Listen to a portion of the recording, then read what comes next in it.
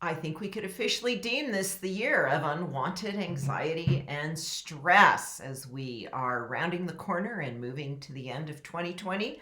A lot of unexpected events have occurred here on planet Earth that have been stressful and even for some provoked a level of anxiety. And I'm going to teach you today because I'm an expert both on the healing side of this and the experience side of this of what's the difference between anxiety and stress, and how do you know the difference and what do you do about it, because there's a fine line between the two, and you definitely want to be stress-free and healed from anxiety if that is a condition you deal with. Hi, I'm Carol Tuttle, the best-selling author of 8 books.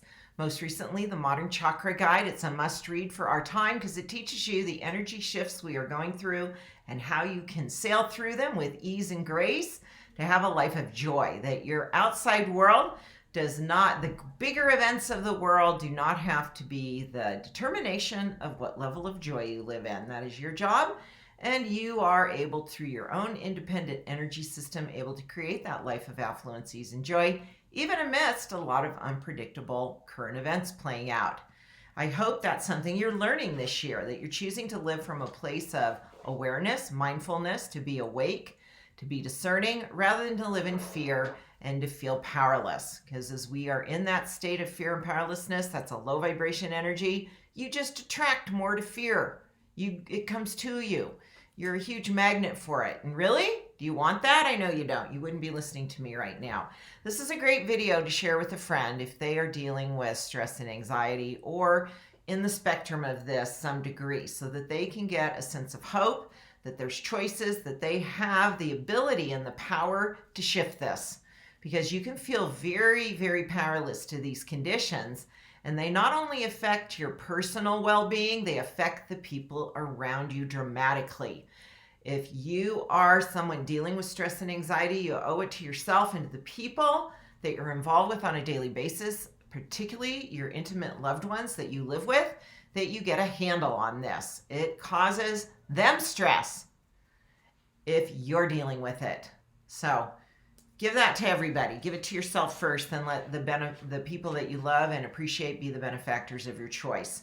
Let's take a look at stress. We hear that it's used a lot in our modern day culture, and a lot of times how to fight stress, how to live a life with stress. Like, I want to be stress free. Actually, I don't want to learn to live with it and manage it. How to manage stress.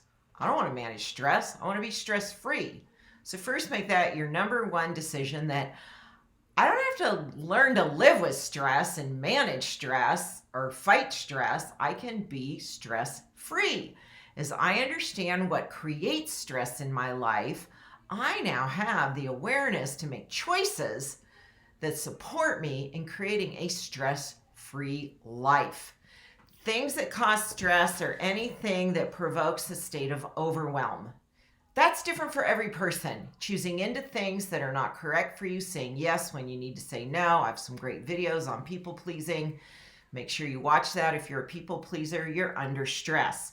If you're not taking care of your health, your diet, you're eating on the whim, you're eating a lot of junk food and kind of really foods that lack nutrition and that are not whole foods, your body's under stress. If too much is going on in your day, that creates stress. It's like you have this much space in a day and you create this much to be responsible for, or that you have to do. There's no downtime. You're just constantly going. That creates stress. Being in relationship conflicts and not working through them. Being in a stressful relationship experience that you're either meant to be free of, or you're needing to speak up and address and get to the heart of the matter and invite the other person to participate in working things out. I have some great videos on that, on relationship corrections and how to change those stressful scenarios. Now, some of the signs of stress that we know is indigestion. You have like gastrointestinal issues, digestive problems. You might have sleep problems. You're not sleeping well because your mind won't quiet down. and your energy's stirred up. You are snippy and snappy, and you're really not pleasant to be around. You're easily provoked and triggered, and you're just not able to be in the present moment because your energy's pulled out. Your energy is stressed. And those are super common. They are signs you're under stress. You need to take care of yourself. You might be losing sleep, as I said, the sleep issues, and you just feel it. You feel the burden. You feel the weight of it. Now, how then do we know the difference between stress and then anxiety? Well, anxiety has all of the above, okay? But I'm going to add 5 other symptoms that I've personally experienced that are recognized as common symptoms of anxiety. And so this is where that fine line shows up. You know, it's kind of like stress is over here, and then you cross this fine line. Now you're moving into anxiety. A good way to see this is stress in most cases is caused by external influences that I've mentioned. Again, too much to do, saying yes to things you need to say no to, being in a job that's not supportive to you. It's like a lot of incorrect decisions that keep enrolling yourself in selling out, people pleasing, and doing things that are not aligned with your current timeline and truth. So you need to look at that and say, you know, a lot of children can be stressful. Being a parent of many young children, well, maybe you need a break from them. You're not getting the help you need. You need to source some other support influences to come in, either a sitter or a family member or trade with a friend. See, but they're external influences that are causing stress. Now, when we move into the anxiety side of things, that's an internal scenario. It's your brain. You have a brain health condition where your brain chemistry is out of balance. We have traditionally called that a mental health condition. I prefer what Dr. Daniel Amen speaks to it as a psychiatrist, as a brain health condition. Your brain is an organ, it has a function, and it's not working right. And because of that improper balance of your brain chemistry and how your brain is functioning, you experience these other symptoms that fall now into anxiety. Sweaty palms and feet. You break out into a sweat. Either can be a cold or a warm sweat, but you start to perspire. You go into a mode of deer in the headlights. You kind of freeze up.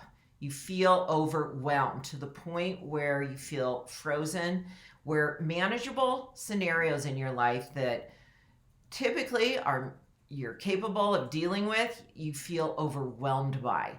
You feel just like, I can't move forward. I can't deal with this. Your brain starts racing. You start over worrying. You're not able to form tracking thoughts. Okay, this is the net. Normally you wake up, you do the next thing. Your brain's telling you, go do this, go do this. You just can't. It's like you don't even have the ability to have that progression of thought because your brain is scrambled and you're just frozen. Muscle tension, your body will tighten up. And then the last one is rapid heart rate.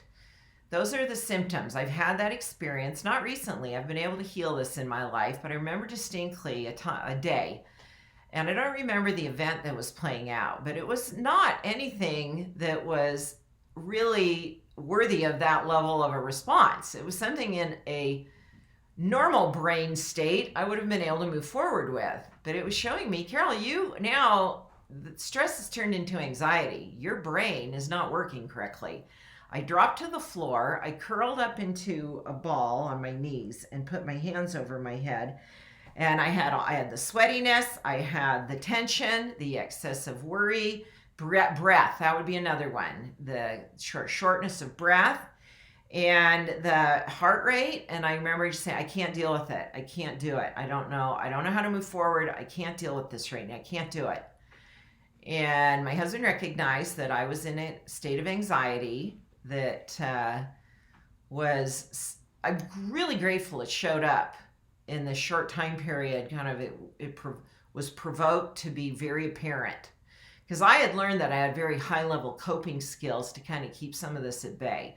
Those coping skills had broken down so that I was being shown my brain needed help, and I was able to get that help. I actually went to the Amen Clinic, had a SPECT scan on my brain. I was able to work very closely with a fabulous physician there, a psychiatrist that helped me in many ways. And I'm going to teach you now some of the key things that I did that helped me now heal my anxiety. Haven't had an episode like that in years, but it was good because, it could have gotten worse. You can do unreasonable things to yourself and to other people when you're in that state.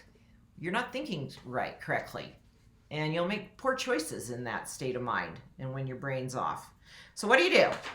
How do you heal that anxiety? Well, first, stress, you've got to make different choices. You've got to create boundaries. You've got to speak up and work things out with people that the relationships are stressful.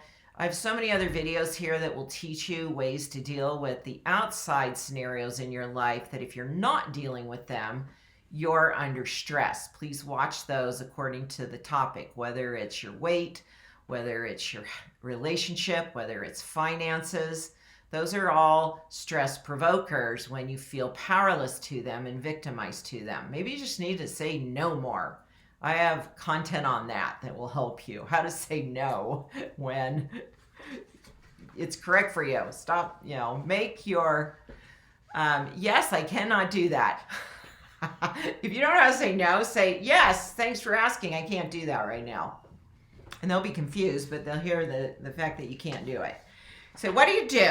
Well, first of all, you need to look at your diet. I've changed my diet dramatically. The sugar was a big provoker of affecting my brain chemistry. I've removed sugar, and I'm pretty much gluten-free, and I've learned to eat what would be considered more low-carb, keto-esque. I'm not going for the keto state, but I am going for a sugar-free, gluten-free. But I am all about eating yummy food, and if you follow me on Instagram.com in my stories, I often feature what I eat and the products that I found that support me in still having just pleasure with food, because I believe that is something we're here to experience, that food is pleasurable, and I do not feel that I'm deprived at all, that I'm eating for my wellness and for my brain, and my body loves it, and I don't even miss it. I have no cravings for sugar. In fact, I have kind of a off response to it. It's just kind of an icky feeling to think of eating a big sugary donut. My body, it's kind of repulsive now. I've been off it for so long, and my brain is the better for it. I make sure I get healthy sleep. I can take some nights up to 9 hours, an average of 7.5 to 9 hours of sleep that I'm really consistent with now. And I am able to keep my schedule in a manner that it's manageable, and I never feel like I'm running on overdrive, that I'm having to give more than I have, that I'm no longer burning. My doctor said to me, Carol, it's like your body is so burnt out and you have no energy, you're now burning the furniture. And I've changed that. And I now have the energy that I need to have for the output that I give each day. So that's going to be important as well, that you're able to really show up for what you've committed to. I've changed my lifestyle habits. Exercise is an active, essential part of my day. I get 10,000 steps a day, as well as some high intensity cardio workouts 3 to 4 times a week that really getting that heart rate up and that blood flowing just feeds the endorphins, pushes that blood into my brain in the morning time, and I'm able to get my brain going. And I did go on medication right when I had my SPECT scan, and that I think has its place. You want to be able to get to a functional ability in your life, and if your system's so broken down or your brain is so not working, meds are often that crutch you need to help you get into a place of seeing some successful results in your life to get things working properly.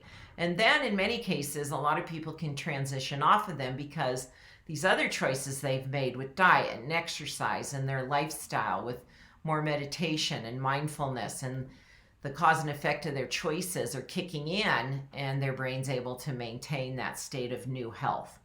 And so know the difference between stress and anxiety, especially as the world in which we've lived in this past year has added outside influences that we've had to deal with and manage in a way to stay stress-free. Keep living in a place of hope. Keep living free of fear. Keep living in a place of I have the power to create the life I want. Go to caroltuttle.com/quiz. That's it. Go take my stuck quiz. Stress and anxiety creates being stuck in life, and I can help you get unstuck. Thanks for watching, sharing a comment. How are you doing in dealing with being able to stay stress-free this year? What have you learned about yourself in this year of transition, as we have been through a lot of intense energy, and it's really setting us up to make a choice of what we want. What do we choose? What do we want for ourselves? Thanks for watching. Subscribe and hit that bell, and I'll bring you more great content every week.